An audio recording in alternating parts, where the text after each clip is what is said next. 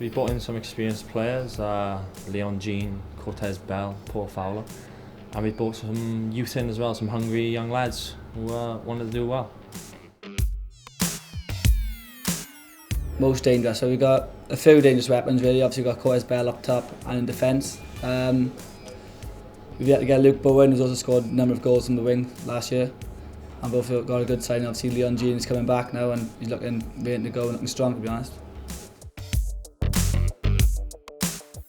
Finish as high as we can, top 3 hopefully, make the fans happy, be respected by other teams and just give it all.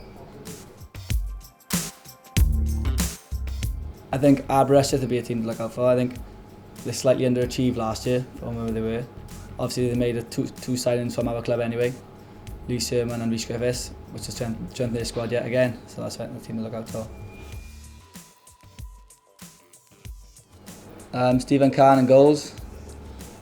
Chris Venables. Sean Miller. Leon Jean. And Mike Pearson.